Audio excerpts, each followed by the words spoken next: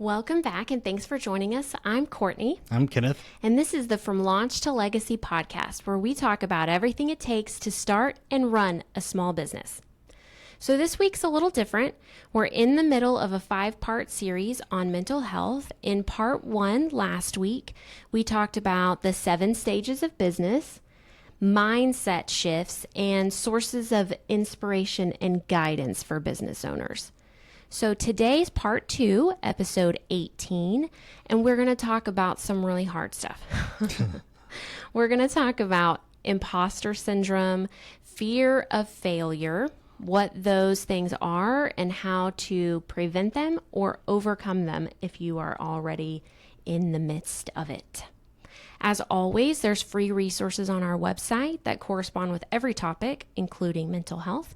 You can get those on our website at www.havensconsulting.com, and it is linked directly in the show notes. Before we begin today's episode, a quick but important reminder. While we work with business owners every day and understand entrepreneurial stress firsthand, we are business consultants, not licensed mental health professionals. What we're sharing today comes from experience working with other business owners and general wellness strategies. It is educational, not medical or psychological advice.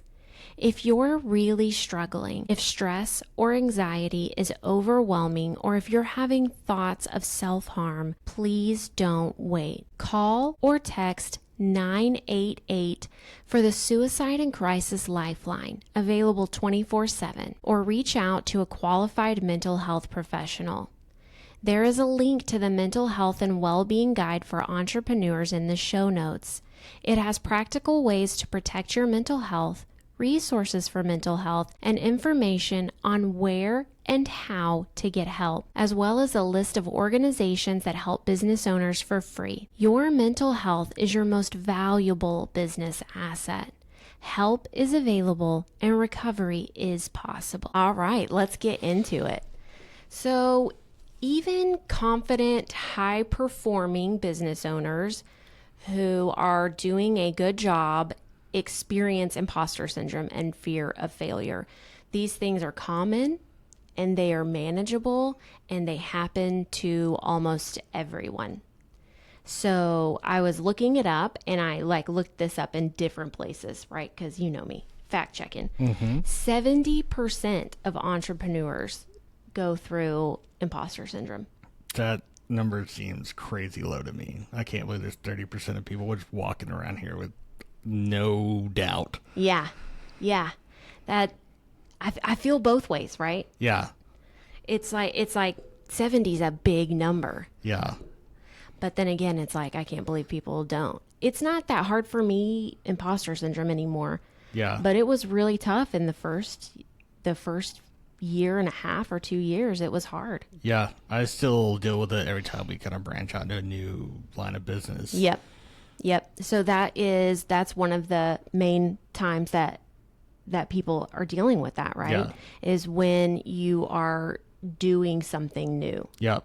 Even if it's not new to you, if it's new, if you have interacted with clients doing that thing before, it feels new. Yeah. Yep. So another thing is that as business owners, we live constantly invisible, right? Like you're the face of it. You're the wins. You're the mistakes. Visible or invisible? Visible. Oh, okay. Yeah. Like you are wondering, like they're gonna realize that I'm not as good as I think I am. You know, because you're the face of it. Yeah. You told me something that helped me a lot with it, and a long time ago, and that was, people don't think about you near as much as you think they do. Yes. Like, people don't care about you as much. And that, I mean, it sounds kind of bad, but it's when you're worried about, you know, are they thinking about, because you're in that problem or whatever, that situation. So it's in the forefront of your mind, but you got to remember you're one of 1,000 situations they're going through. So, I mean, only when it's the most important thing are they thinking about you. Yeah. Especially because we deal with financials, right? Yeah. So it's very important. Right. It seems like it would be the most important. Yes. But then you think about they are dealing with their clients. They're dealing with their employees, their things. So their kids. Yeah. Their So everything. yeah. So their financials may be way down on that list. And while it is important, there's fires Right. going on. And based on a lot of the financials I've seen, they weren't on the forefront of anyone's mind for a long time. Yeah. Yes. Absolutely. So you probably got into this because you're very good at what you do, right? That one thing. But you're comparing yourself to other people who are very good at that thing. So like my thing is we'll do cups, right? That's what I always go to. So you're making cups and you're like, well, mine are not the best on the market. Right. But they are to your clients, right, because they're not looking at Instagram all day long or TikTok or Facebook about cups, right? Right. They saw yours, they liked yours, they want yours. Also, yeah, you're probably not the best, but if only the best could be in business, there would only be one of any company. Yeah. Like, I mean, being better than half of other businesses, just 50%. Like that's, if you're better than 51, you're above average by definition. Like it's kind of hard to look at that sometimes that way, but you're in what you, like you said, what you do so much that you tend to be hypercritical of, because you know the little things that aren't necessarily perfect or whatever. So, but your clients don't. So two things take away from that is, first, that you're only seeing those people's highlight reel. Yeah. I think we hear this all the time, but it's worth repeating. Yeah. You know, the people that you're looking at are the top in that industry. Right. Those are things that you want to strive for, probably, but that does not mean that your clients are expecting that. Right. And the second thing is I'd say almost always, are more skilled and more prepared than every other person you're working with, you know, or they wouldn't be coming to you for help. Right. All right, so let's get into understanding what imposter syndrome is. So imposter syndrome was first identified by psychologists Pauline Clance and Suzanne Imes in 1978. So this has been going on forever, but this is when they gave it a term and started looking into it. This is almost 50 years ago, though. Yeah. It's a psychological pattern where individuals doubt their accomplishments and fear being exposed as a fraud. So it's a persistent belief that your success is undeserved. Yeah. It's not like modesty. It is that fear that someone's going to find out. Yeah. Exposed as a fraud, but despite evidence of their competence. Yep. Okay, key signs. So here's some things. Maybe if you're like, oh, that feels like me, that feels like me, that feels like me, you may be experiencing some imposter syndrome. Yep. All right, downplaying accomplishments. Things like anyone could have done it. Oh, it's not that big of a deal. Fear of being found out despite proven results. Yeah. Again, you should know more than your clients or be better at whatever it is than your clients if they're coming to you. So remember that. Yeah. Like, again, don't compare yourself to the ideal. Understand that your relationship and your interaction with your customers and your clients. Yeah. Constant anxiety that others will discover that you're not as competent as they think or you think. Over preparing or overworking to compensate for perceived weakness. I want to say this one is a big one. Going above and beyond at your own expense. Yeah. And that's, we're taught that from a young age, or a lot of us are, to go above and beyond, go the extra mile. And there is an aspect of that for providing quality products or services for your clients. But like you said, if it's now scope creep, if like you're losing money on it, you've got, or not making the appropriate margin, now you've gone too far. Yeah. One thing you can do is when you're setting up your contract or your scope or whatever, is put in some space for you to do a little bit better. You know what I mean? Yes. Buffer room. But don't go more than that. Yeah. Yeah. Okay. Next up is struggling to accept compliments or praise. I have a problem with this, imposter syndrome or not. Yeah, same. So that look at the rest of these. If that's the only one you're struggling with, that's probably different. That's probably just little T trauma from your childhood. Yes. Avoiding opportunities that could expose imperfection. So that's like something comes along and you're like, I think I can do that, but I'm not perfect, so I'm not going to. Yeah, and that's a key word. They're perfect. Yeah, no one is. The number one person isn't perfect at it. That's right. And then setting unrealistically high standards and feeling with like a failure when they're not met. Yeah. Yeah, this is a self-sabotage trap that is very easy to get into of I'm gonna do that, I'm gonna blow it out of the water, and you overextend yourself but well beyond what the client's even asking for, and now you basically forced a success into a failure. All right. So again, imposter syndrome is a distorted perception that persists even when you've developed real skills and achieved genuine results. So it's not a realistic assessment of skill gaps. And it's not a lack of confidence. It's a mismatch between external and internal. Yeah, it's not a fear of bad results, it's a fear of being judged. Yeah. And I think I've talked about this before. One of the 5 primal fears, it's isolation. It's being excluded from the group, judged, and there's going to be people that don't like you. That's just a fact. And the more people you interact with, there's just not great people out there. Yeah. And there's personality difference. There's all sorts of reasons someone doesn't like you, but it's very easy to take things personally as a business owner, especially if it's if you're very involved in it. If you're a little more separated, like if you're the CEO of a manufacturing company, it's a little different. You feel a little more disconnected maybe. But if you're in it, working with your clients directly every day, any sort of criticism can feel, even if it's constructive, just good, honest feedback, it can feel like a personal attack. Yeah. And you've got to kind of separate those. So some things that it's not is it's not a healthy awareness of what you don't know. That is important. It is not recognizing areas where you need to improve. That is something that you need as well as a business owner. And it's not being new to something and still learning about it. It's not the same thing as those. Right. Because these are, so there's imposter syndrome, and on the opposite end of the spectrum, there's hubris, right? Yeah. In the middle is this is honest self-assessment, but that's difficult because we know we have internal biases, good or bad,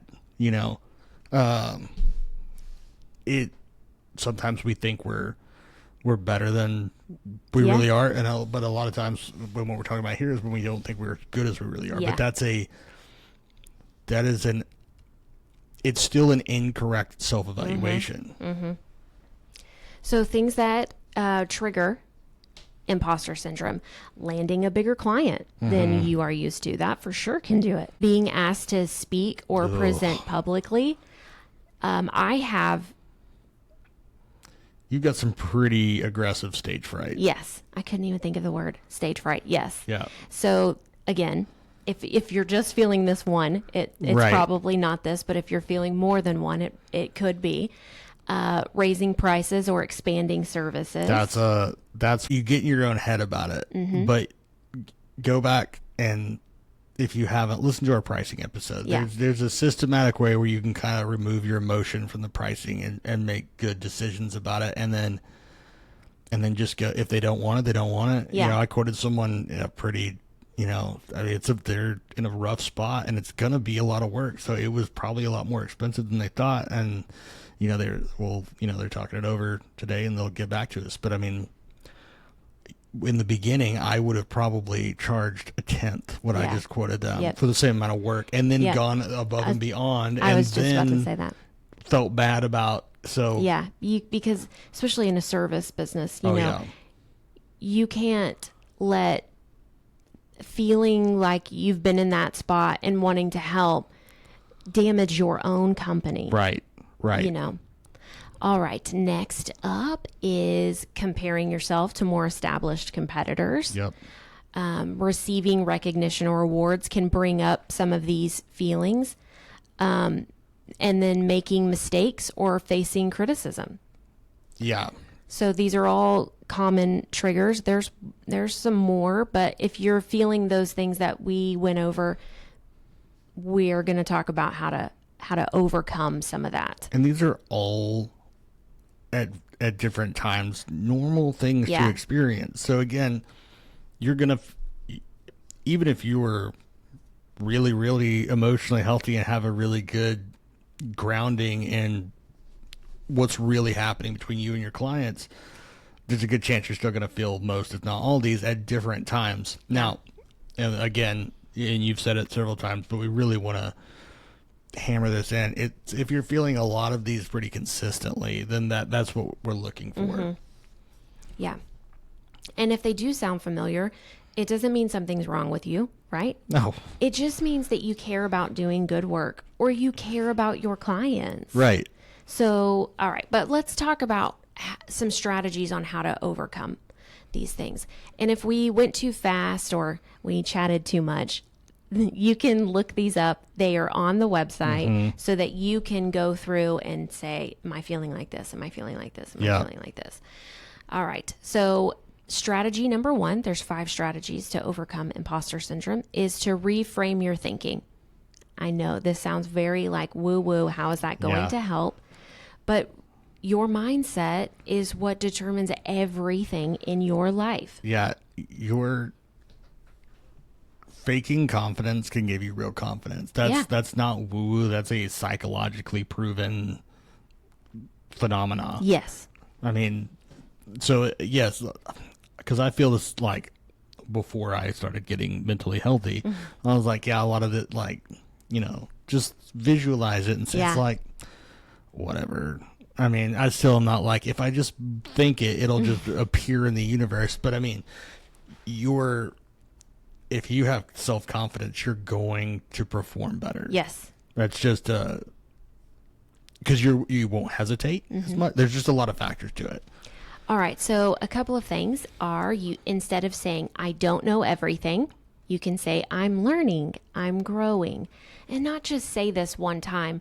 Really take this in, say it enough so that you start to believe it, because it is true. Yep. But also, you know, take an honest self-assessment. You don't want to say, I don't know everything, or I'm learning and growing.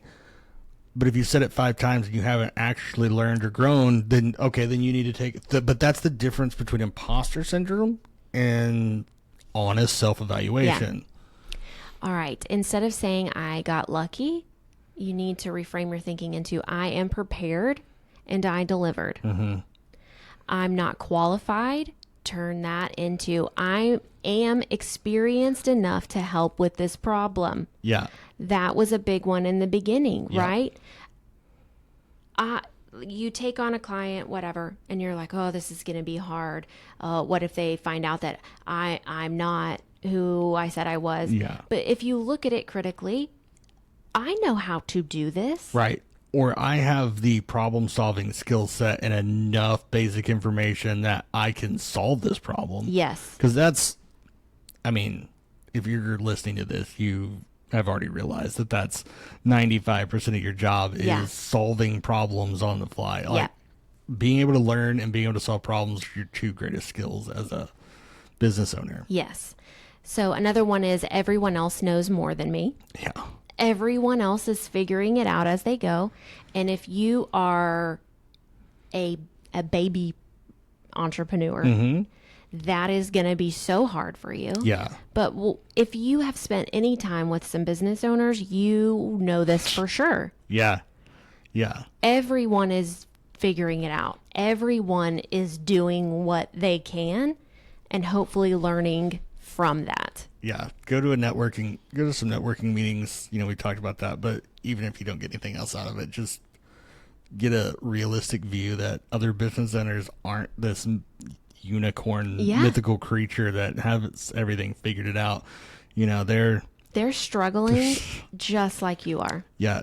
There's no business. I don't care if you're, starting out selling cups or if you're Apple, that isn't dealing with, you've got a biggest problem. Yes. Whatever that is, you've got one. Yeah. And we all do. So, there's not a point, if you are sitting around your company and you're like, everything's going great, you're missing something. Yes. The only thing that's going wrong is that nothing's going wrong. Yeah.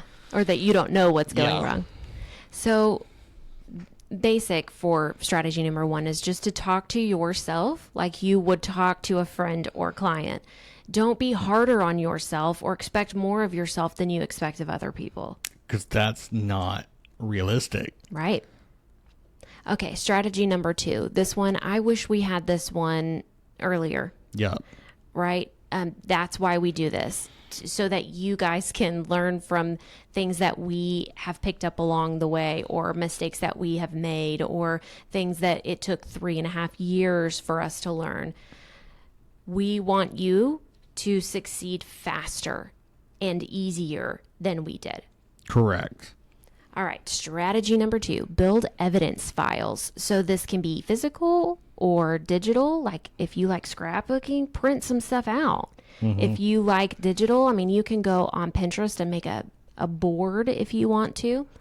And then in this file, you want positive client reviews or emails telling you that you did a good job, or testimonials from clients after you finished a project, photos or notes from achievements. You can make a list of successful project outcomes and results, problems that you've solved for others. I think that's a really good one, because you only see the problems ahead most of the time. And you only remember the failures. Yeah, you don't see all of the problems that you have already fixed. Because that was what was supposed to happen, and our brain doesn't register the normal. It registers the errors. Yes. A list of skills that you've developed over time, and some before and after examples of whatever it is, even if those are just like written out. Yeah. Yeah. Or if you're a consultant, case studies. These are just being able to look back, and it's really cool when you can look back at old work. And a lot of times we look back and we're like, yeah, I was an idiot. But when you can look back and go, I know more than I think I do. Yes. When it's factual evidence. Yeah. So when self-doubt creeps in, when you start having those feelings of imposter syndrome, just look at it, right? Pull up the digital file, open up the scrapbook, even if it's an envelope full of some things, however you are capable of doing it at this moment. When you are upset, when you're thinking that you are not doing a good job, look at this. Mm-hmm. Look at some of this stuff, and it will help you. Taxes are complicated, and they change every year. And I don't care how prepared or trained up or certified you are as a tax preparer, you're not going to be able to answer every question on the fly. You just can't. Yeah. And I don't know is really hard when you're supposed to be the expert, but it's a powerful phrase that really can be used to your advantage. But I've seen this entrepreneurially and, in a corporate setting of people are so afraid to say, I don't know. Yeah. And that they will make stuff up and, just kind of BS their way through it. You can tell when that's happening. Yeah. I watched vice presidents and CFOs of Fortune 500 companies in a private meeting. Yeah. So afraid to say, I don't know something. And then and you're like, that was nonsense. Mm-hmm. That was not true at all. Yes. I can think of a few conference room meetings where we were sitting there and one manager would ask a question, and then the CEO would go on a 15-minute rant about nothing related. Yeah, and no answer given. Yeah. It's like, cool story. Can you answer the question? Yeah. But being able to say, I don't know, let me find out, or I'm pretty sure it's this, but let me double check because I don't want to tell you something that's not correct. That actually instills a great deal of confidence with your clients, because they go, oh, he's not just feeding me. If he says it, he probably does know it. Yeah. And if he doesn't, he'll go find out for me. That's much more. If I talk to someone and they never don't know something, I'm like, that's suspect. Yeah. Well, because they're not learning anything. Yeah. And you can't just know everything off the fly. Yeah. So you create this evidence file and it has all this good stuff in it. When you're not in the middle of it, you can use this for future marketing things. So like later you can turn feedback into a case study. Mm-hmm. You can use the list of skills to add services to your sheet or whatever. And then you can use before and after examples as social proof. I don't remember if we talked about this in marketing, but social proof is one of the most important things that you can have. So that's like testimonials, case studies. It's other people verifying that you know what you're doing, and it helps you in your marketing exponentially. Yes. All right. Number 3, this is reality check questions. So this is for whenever you are in the middle of this self-doubt, when you have the negative voice is really getting to you. And these questions can kind of force you back into reality with logic and data. Two favorite things. Yes, Kenneth's 2 favorite things for sure. Before I go through these questions, I do want to say that this discussion is for educational and informational purposes. It's not a substitute for professional mental health advice, diagnosis, or treatment. And if you are experiencing ongoing anxiety, depression, or distress, please reach out to a mental health professional or call 988. The goal of this is to get perspective, not to diagnose or to treat. Yeah, and to try and help you or let people know that there's not a stigma or shame around getting mental health help. No. Like I go to therapy once a week. Yeah, same. Yes. And if that's not for you, that's fine, but I hope you're talking to somebody. Right. Okay, so let's go over these questions. When negative thoughts arise, ask yourself, what evidence contradicts these negative thoughts? What would I tell a friend if they were feeling this way? I'd say 99% of the time, you would say, what are you even talking about? Yeah. That's not true at all. You can flip. What evidence supports it? Yeah. Not just your thoughts and feelings. What evidence supports these negative self-perceptions? Right. Usually nothing. Right. Now, if there's a bunch, then okay, you need to adjust something. But if there's not, this is not. This is imposter syndrome or fear failure or something else. So then ask yourself, what is the worst thing that could realistically happen? Realistically. I think, I could lose the business and then we have no income and we're homeless and we're living on the streets and we get a divorce and my kids die of cholera. Yeah. Okay. On the Oregon Trail. Yes, on the Oregon Trail. But that's a 1% of 1% of 1% chance. That's not a likely outcome. And if you're preparing, you can't prepare for that. Yeah. The worst thing that could realistically happen is usually I lose this one client. And that's worse. Usually it's like they're going to be kind of upset, maybe, but I can probably smooth this over. Yeah. So our next question is what's most likely? Right. Yeah. Usually they're going to get mad and then we'll be fine. Yeah. And if you even can cover the top 2, maybe 3, you've covered probably 99% of the probability of these things happening. Yes. And don't go any further because now you're you're in a spiral. Yes, and you're wasting time, Yes. effort, energy, resources, and money preparing for something that almost assuredly will not happen. Yes. Next question. What have I learned from past challenges that I can apply here? Sit down, think about your situation. Okay, I know that I can do this. All right, will that work? And of course, I'm me, so these are on the website, and you can go through this when you've got time, when you're in the middle of it. You have these to help you go through. And the last one that we have is, am I holding myself to a higher standard? Well, I should be doing it like this. Why? Yes. Why? Who's doing it like that?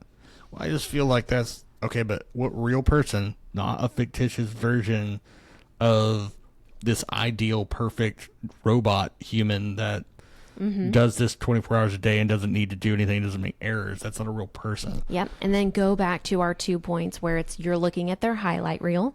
And you're looking at your behind the scenes. Yes.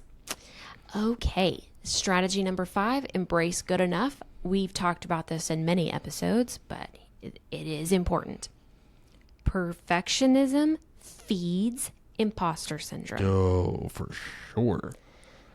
It does not have to be perfect. No.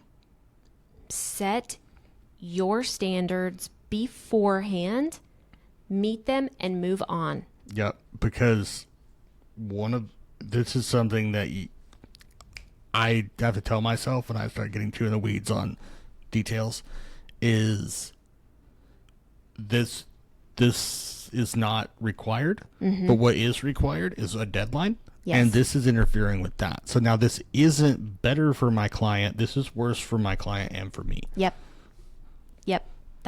That's great.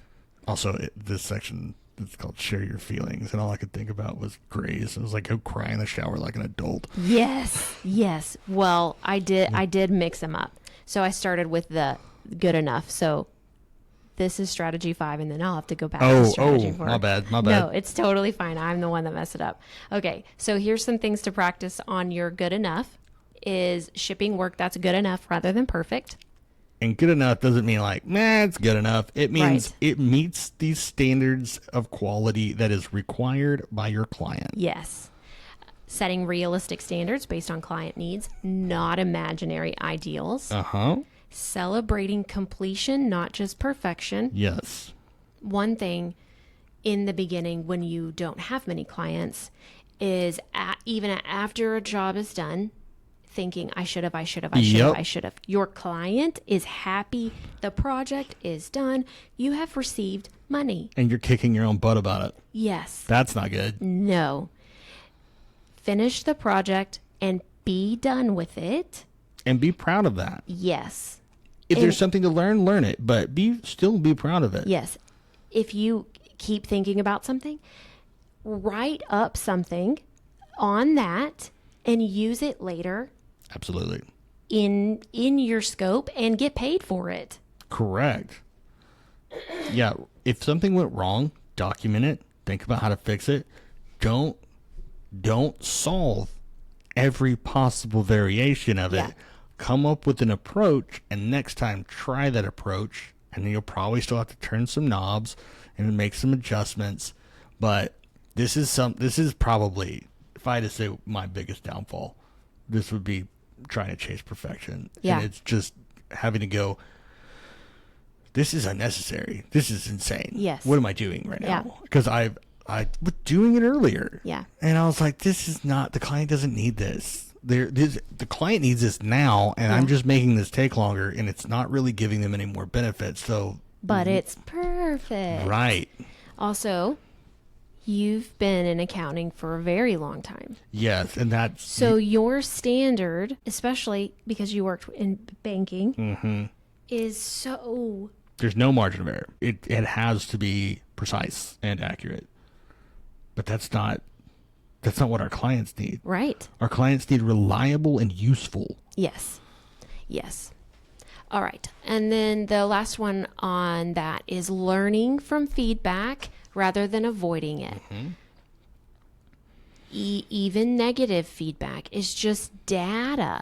Yeah. Right? I know that you saw that in the notes and you were like, heart, heart, heart. Yeah. When I first sent these over, it's somewhere else. We'll repeat it over and over. If you were learning a new skill, like I crochet, can you believe that? Making me an awesome blanket. Yes. The girl with the Scream memorabilia everywhere and the purple and blue hair, and I crochet. Yep.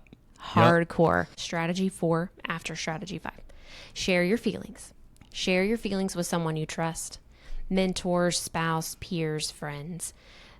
Sharing your feelings can normalize your experience. Even if you're not talking with a business owner, whoever you're talking to probably has experienced similar feelings. Yep. Especially if you're our age. Right. I've had all of the feelings. Yep. There are no more feelings. Yeah, there's been new emotions I'm discovering. Right. There's new. Other than like self-worth. Oh, yep. Those are new. Yeah, those are new. It reduces shame. It lets you see your competence more clearly because they see the good in you. Yeah. It gives external perspective because you have been thinking about it constantly. Yeah. So you're not seeing that. Yeah.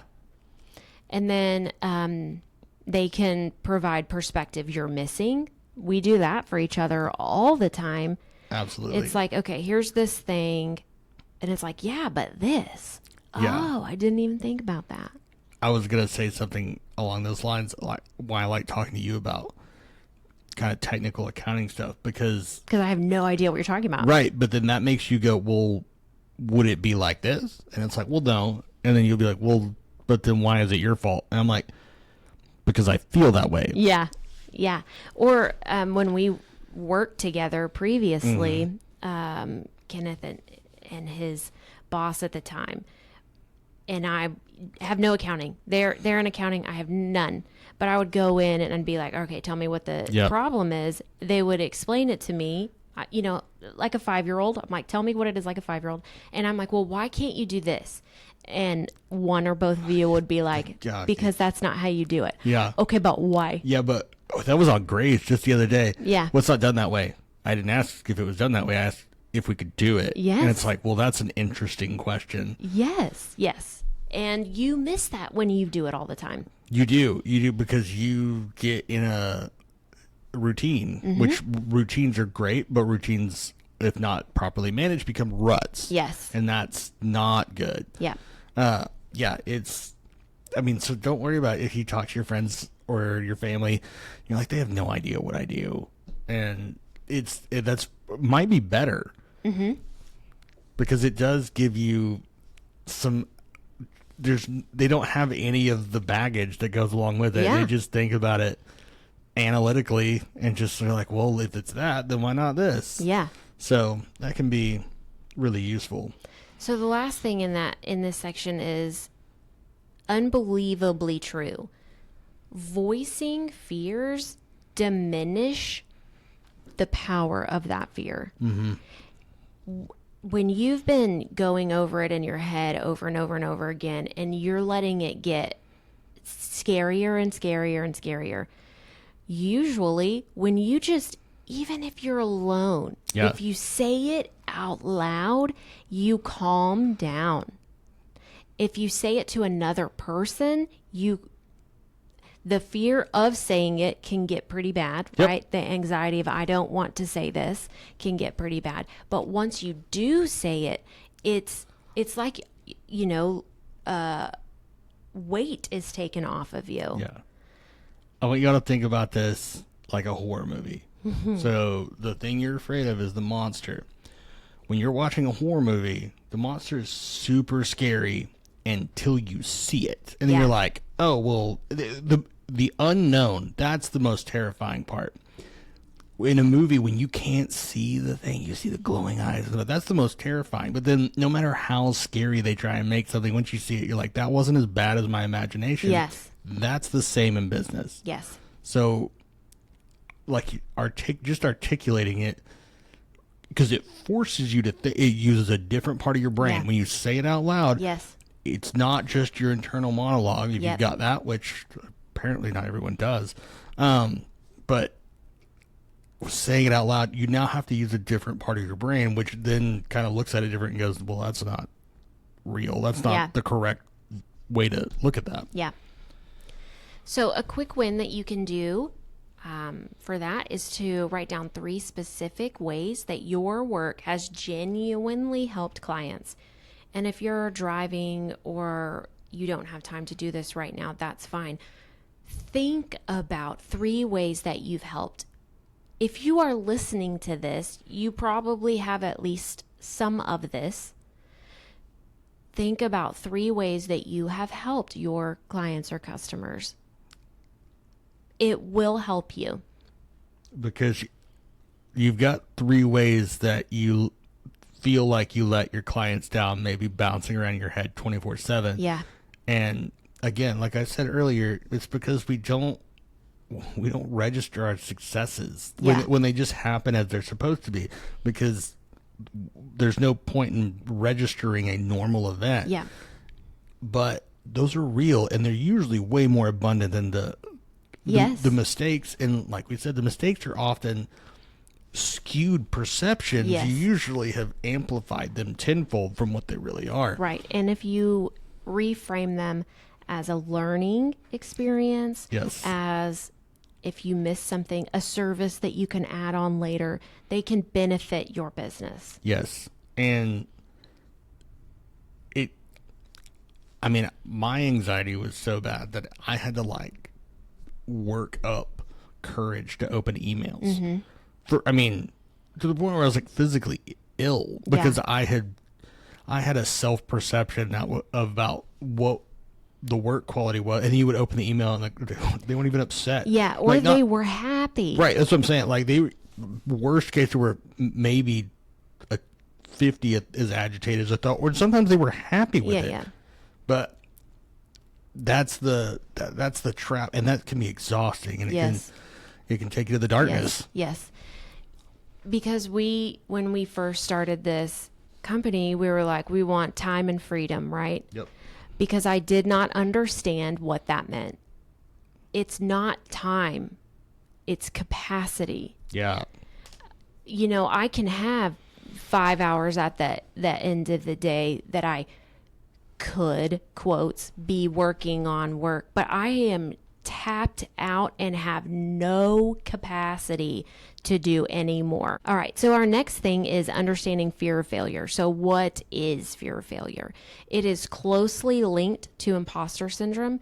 It's the anxiety about not succeeding, making mistakes, or experiencing setbacks. So it's a wrong idea that any mistake makes you completely unqualified. Yeah. So why entrepreneurs especially struggle with this. High visibility, like we talked about in the beginning, because people see your successes a lot. Mm-hmm. When you're working for someone else, maybe it's the one person above you or the 2 or 3 people below you or whatever, but now it's everyone, or it feels like everyone. Yeah. People, like Kenneth said earlier, they don't care about you as much as you think they do. They're not looking for this. And if they are looking for your failures, they're people you need to get away from. Right. Another thing is financial pressure, because failure can have direct personal financial consequences. So you start tying, every mistake to, my family lost something. Right. Another thing is identity fusion. Many entrepreneurs tie their self-worth to the business performance. Yeah. If the business is doing well, then I am good. If the business is not doing well, then I am bad. And those are not fused. No. Those are 2 separate things. You are not your work.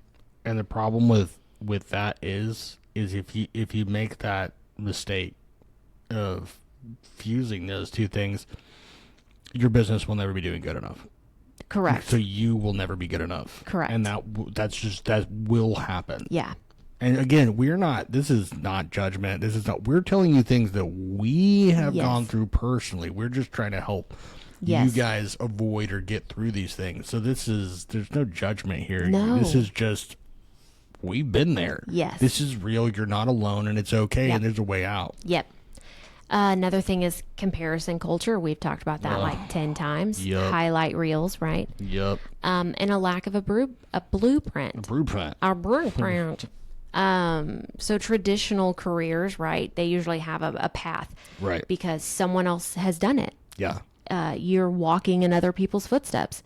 And when you start a company, it doesn't matter if there's a million of them. Every business is different because every person is different and they bring their own different situations. So there's not a clear path. And if you are looking online and someone is telling you follow this and you will succeed, no.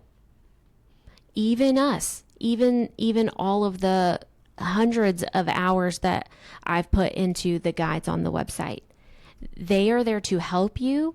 If you do them exactly like they are laid out, that is not a guarantee of success. No, it will very likely help. Yes. But success is just, it's perseverance. Yeah. It's just continuing because And there are outside influences. Yeah. There's money, there's timing, there's,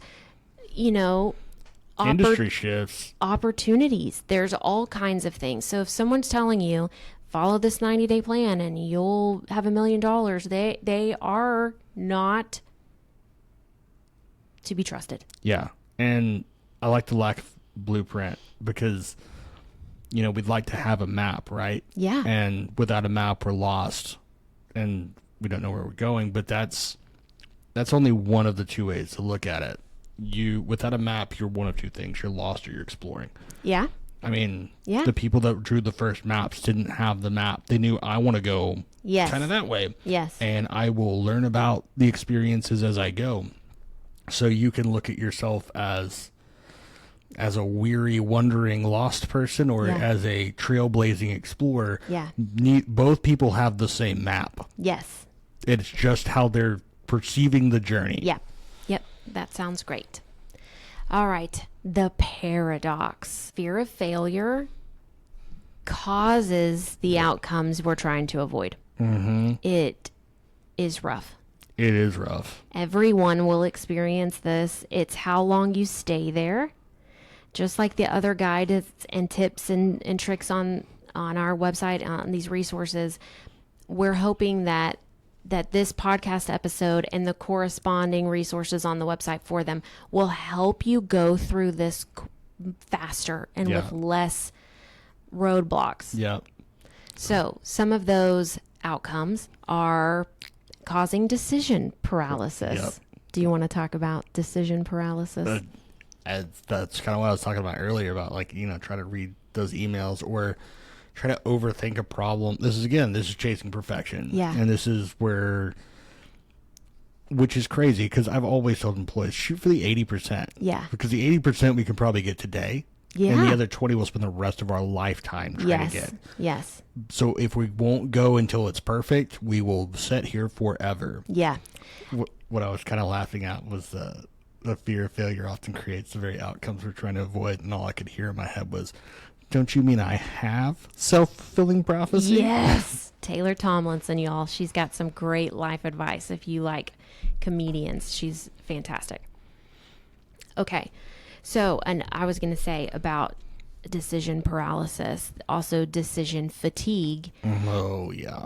And if you have ever come home and someone said, "What's for dinner?" and you thought to yourself, "I'd rather starve than make this decision." You have decision fatigue. Yes. Yeah. So I know we have all had this in some way. Yeah. And it can be from a one major decision that day, or it could be from 100 tiny ones. Yeah.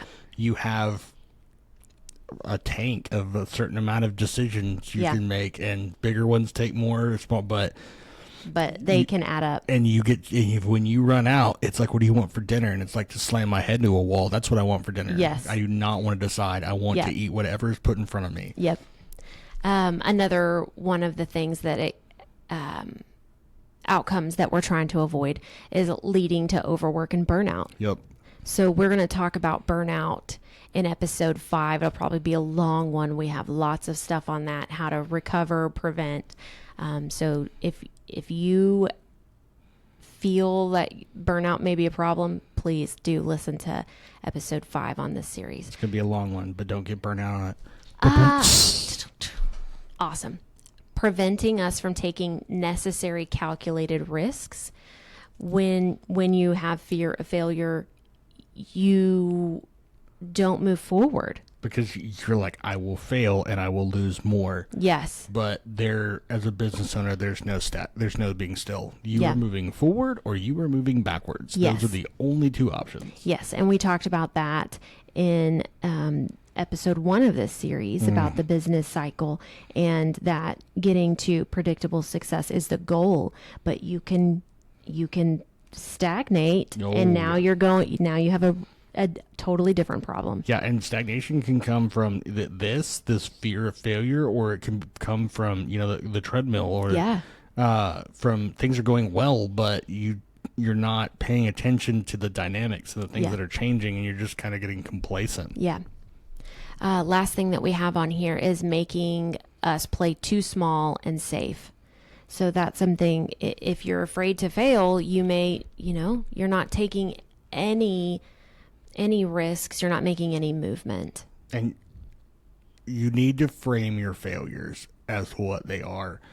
Most failures, I did air quotes for those of you just listening, are learning opportunities. Yes. This is like Courtney said earlier, this was data. It wasn't necessarily a failure. Yeah. But if we missed our expectations, no matter how ridiculous they were by any degree, it was a failure. Yeah. That's not if you treated anyone else like that, you would be a jerk. Yeah. So quit treating yourself like that. Treat Yes. yourself like someone that you care about. So let's talk about how to reframe failure into growth. Oh, this is Perfect. I've got it subliminal in my head. I've got you read these notes. So sometimes the traditional view can be that failure equals personal inadequacy and possibly the end of the road. The business is dead, whatever that means for you. A growth view on that is that failure is feedback and necessary to succeed. For sure necessary. So I have some stuff that I have not told Kenneth about. So it's good. It's stats. You love stats. Oh, we got surprise stats. Yes, surprise stats. Maybe I'll put that in every episode. Oh, I like that. Okay. So I'm going to tell you just what the stats are, and then if you have anything to say, go for it. Excellent. Okay? So this is a business failure stats. So how many fail in the first year, how many close by year 5, and fail by 10? Oh, am I guessing? Would you like Well, to? that should be a game. Okay, Let's see. so 1, 5, and 10. Oh, God. All right. Closed doors fail, right? That's what we're talking about? Like, no, not... Okay. This is one sentence. So, Go to 70 for 1 year, okay. 80 and 83. No. It's not that high. Oh, that's great. So, first year, 21.5. That's pretty Not good. much. It's only Yeah. 4 to 5 are making it a year. Yeah. That's pretty cool. By 5 years, we're at 50%. Okay, 1 So, and 2. only half of the businesses make it. Mm-hmm. And then by 10, it's 65. Okay, so 1 out of 3 will make it 10 years. 1 out of 2 every 5, and then... All right. Okay. So, but entrepreneurs who fail once have a 20% higher chance of success on the next one. Because failures are actually learning opportunities. Exactly. And we've talked about this in many episodes, that pivot, Yeah. change. And sometimes that's shut this down and start this one. And you will have to pivot. You will have to adapt. We do not live in a static world. Yeah. The world around us changes. And if you can't, be like Gumby, stay flexible. Yeah. You just have to, because if you can't, I mean, how many giant companies have we seen that didn't get on board with new technology? Yes. And you're like, where did Blockbuster go? Is Kodak still a company? Yeah. You know, like all these, Yeah. they were powerhouse. They were the Dow Too Jones. big to fail. Yeah, Dow Jones had 30 companies, and they were one of these 30 companies. Yeah. And they don't exist because they, I think it was Fujifilm or Kodak. They were like, oh, digital cameras are a fad. Yep. All right. So another stat that I have here, which I think I'm going to do a whole, at least resource on stats to kind of give people an idea, because it's kind of hard to find them. It took me a while to find these stats, and I'll get some more information because stats can be skewed. Did you go to the Bureau of Labor and Statistics website? They've got some good information over there. Well, I'll look into that when I do this whole resource thing. But I did look at these in multiple places to make sure they're accurate. Sweet. 80% of companies that filed for bankruptcy had a strong, viable business model. Mm-hmm. Failure wasn't due to a bad idea. It was cash flow mismanagement or team conflict. Yep. So, and those problems are fixable and preventable. Absolutely. So 80% of companies. That filed bankruptcy. Yeah. Was Cash for flow. mismanagement. Cash flow or team conflict. Yeah. Both of those are management issues. Yeah. My last stat I have for today, 87.7% of entrepreneurs struggle with at least one mental health issue. Yeah, and if you don't, just wait, you'll get it. Yeah. Your business will give it to you. No, I'm just kidding. And then business owners in good mental health are significantly more likely to report business growth. And I think that's pretty obvious, but you may not think about it. The healthier that you are, the more time and effort you can put into your company. And the better quality of work, and the more confident you are in marketing and sales and networking, and there's just the so many tangible benefits from good mental health. Yeah. All right. So some failures, air quotes. Most successful entrepreneurs have multiple failed ventures, like we talked about. Every setback teaches you a lesson and informs future success. The only true failure is not learning and adapting. That's exactly what I've always told the employees. The first time you make a mistake isn't a mistake. It's a learning opportunity. If you make it again and didn't learn anything, that's when it's a mistake. Yeah. And then market timing, economic factors, and circumstances beyond your control can play significant roles. So even if you have everything perfect, outside things. COVID. Yes, absolutely. I was going to say the last 5 years in business has changed things so much. Oh yeah, between the shutdown and the shift in work culture and AI's introduction, and of course we're not going to get into this, but the political landscape. Yeah, no matter what side you're on. I mean, it's rough out there. Every shopping center that I pass has business. Yeah, for leads. That's gone down. Yeah. All right. So here's a couple of strategies for managing fear of failure. Define it clearly. I think this is just the biggest one.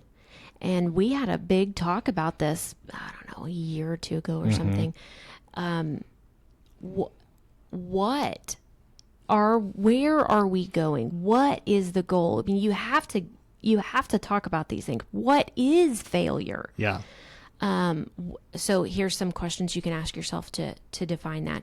Is what specifically are you afraid of? Not the business will fail. That is not, something that you can manage. That's just a broad statement. Yeah, that's too general. What is the actual worst case scenario? What's the most likely scenario? And then what would recovery look like? If these things happened, what do we do to recover?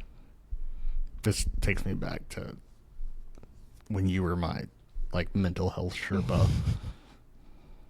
These are all questions you asked me a year or two ago. All right. Next step, build failure resilience. So some things that can help you out is to maintain emergency savings That will help reduce panic decisions. Diversify your revenue streams. Don't have just one. Don't put all your eggs in one basket. Correct. Yes. Keep learning new skills. Even if the business does fail or whatever, you can take your skills to another position or to start another business. So keep learning. Yeah. A failed business is actually really good on a resume. People don't realize that because management knows you have a perspective, you know what Yes. it's like to be there. Yeah. You know what it's like to be in their shoes. So that's beneficial, but you also you're willing to take some risks. And work hard. Yeah, I mean, it's just, even if it didn't pan out, and there's people that try it and then they go, this is not for me. Yeah. I just want to go back to being in the workforce, and there's nothing wrong with that. Yeah. But I think we talked about this last episode. Entrepreneurs. Yeah.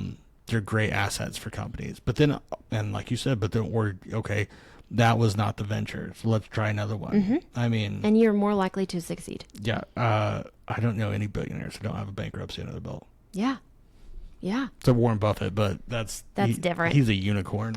Two things to try to remember while you're going through all of this is connect regularly with peers for perspective.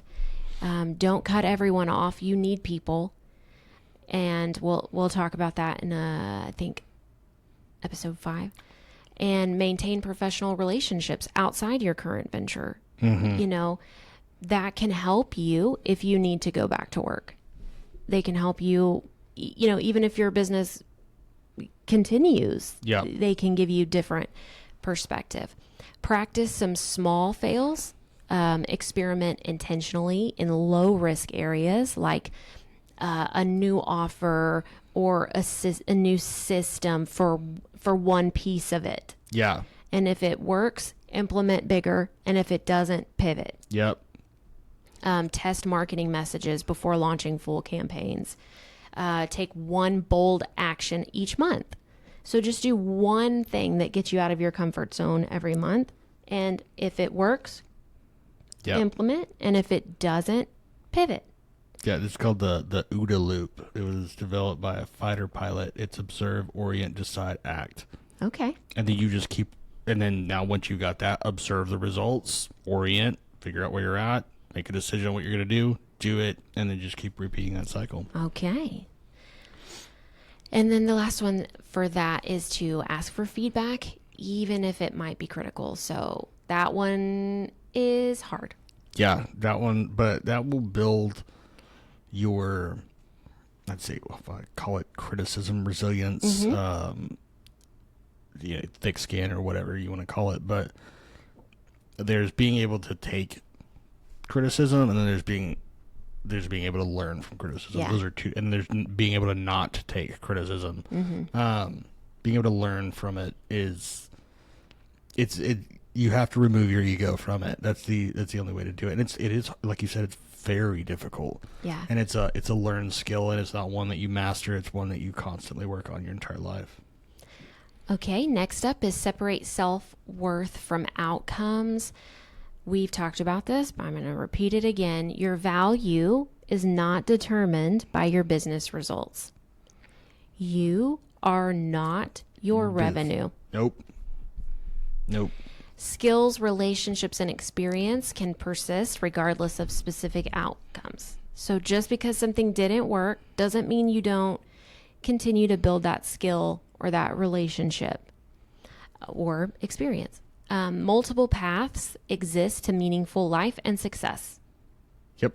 So you choose.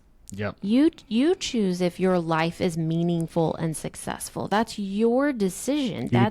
You define that. That's right. So if the business venture was not for you and you get out of business, that doesn't mean anything. Great. No. Now find something else. If that doesn't work out, don't look at it as, well, I did that and I failed. Look at when you go back to the workforce or whatever and go, I'm the only one here that tried it. Yeah. I'm the only one here that took that risk. That's something that I'm the only one here with that experience. Yeah. And maybe you learn some skills at this new job and you do it again and you have a better understanding and a better framework. And you go try it again. That's right. Okay, last one is focus on process over outcomes. What can you control? Your effort, your learning, your adaptability. What can you not control? Market conditions, timing, others' decisions, which is so strong right now. The market is out of control. Oh. No one knows what's happening. No one knows what's going to happen. So if you are at the end of a life cycle of your business, or you are deciding whether or not to pivot, we're all in this. Yeah. We all are trying to figure out what is going to come next in this new world we're living in that's not bouncing back like we thought it was going to. No. And I saw something about like our generation, and it was like we lived through the worst attack on American soil, like 3 recessions, a pandemic, like all before we were 40. Yeah. Like it's it's rough out there. Yeah. like it's not easy. And again, this failures or missed goals that were self-assessed, they do not define you. Yeah. Okay, guys, we are about an hour in. So I was going to do this entrepreneur self-check for stress. It is on the website. You can take the test and it's some symptoms. I'm just going to kind of give you one from each section. So that way, you know, if you want to go download that and check it out. So it's got physical symptoms like difficulty sleeping or low energy, some emotional symptoms about feeling overwhelmed, behavioral on procrastinating, difficulty concentrating. So if you are wondering if you have regular entrepreneurial stress, or if it's gone too far, there is a quick test that you can take on the website that will let you know if you have mild stress, which is normal pressure, and you can implement some of these strategies that we've talked about to kind of help with that. If it's moderate stress, where you probably need to take some action and seek some support. High stress, which signals critical stress load, and that may mean that you need immediate intentional action. Or severe depletion, which means you probably need to call someone today. I will let you know, I have absolutely been at severe depletion. Oh, yeah, for sure. Absolutely. So if you are feeling the imposter syndrome and you're feeling the fear of failure, and you go download this test and you are like, my stress level is out of control, I have been there. Kenneth has been there. Most of the business owners that we know have been there. You are not alone, and there is help. There are ways to help with this stuff, and they're on the website. There is a guide on there that has symptoms, stress stuff, and it has who to contact. Yeah. It has stuff about therapy, what kind of questions to ask a therapist. It's got crisis management lines.